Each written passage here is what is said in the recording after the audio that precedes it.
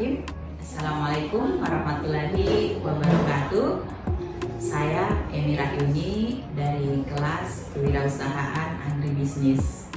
Pada kesempatan kali ini saya akan membahas pilar mempersiapkan perubahan sikap mental dengan subtema siap menghadapi ketidakpastian. Dalam kehidupan sehari-hari, kita tentu tidak terlepas dari yang namanya ujian.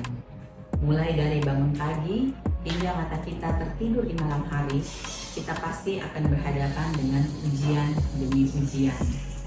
Namun, ketahuilah bahwa harus ada hari yang tidak kita menangkan, hari yang tidak berpihak kepada kita.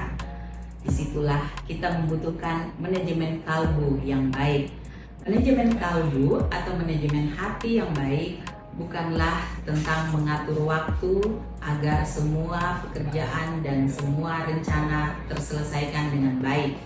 Namun, manajemen kalbu adalah tentang bagaimana mendistribusikan daftar beban hidup kita masing-masing.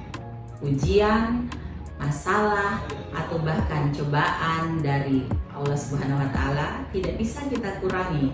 Namun, yang bisa kita lakukan adalah memperluas daya tampung hati kita, sehingga ketika dalam hidup kita berhadapan dengan hal-hal yang tidak berpihak kepada kita, maka kita bisa menghadapinya dengan tenang. Ada sebuah contoh yang menarik tentang manajemen ketidakpastian ini yang sudah sangat akrab di telinga kita. Perjuangan seorang Hajar dan anaknya Ismail. Siapa yang tidak tahu kisah perjuangan seorang Hajar? Diabadikan dalam sebuah Al-Quran, bagaimana keyakinannya untuk menyelamatkan, untuk bisa survive dengan anaknya yang masih bayi di tengah gurun pasir yang tandus. Hajar berlari ke sana kemari dari Bukit Safa dan Marwah, menggendong anaknya dengan sebuah keyakinan penuh bahwa Allah pasti akan menjaganya di tengah ketidakpastian ujian yang ia hadapi. Ia terus berlari dari Bukit Safa dan Marwah berulang-ulang hingga akhirnya pertolongan Allah itu datang. Ia mendapatkan setetes air untuk mengobati kehausan dirinya dan anaknya.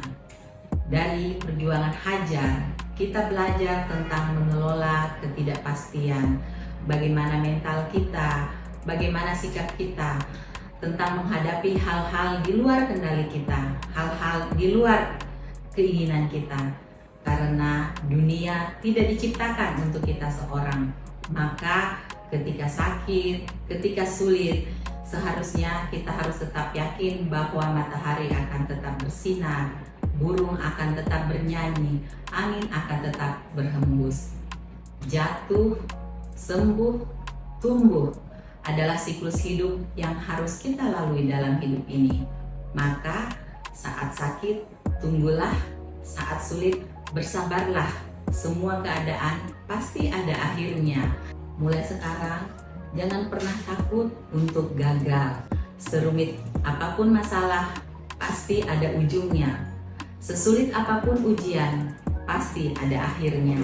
Karena Allah sudah menjanjikan bahwa di setiap kesulitan, pasti ada akhirnya. Demikian yang dapat saya sampaikan.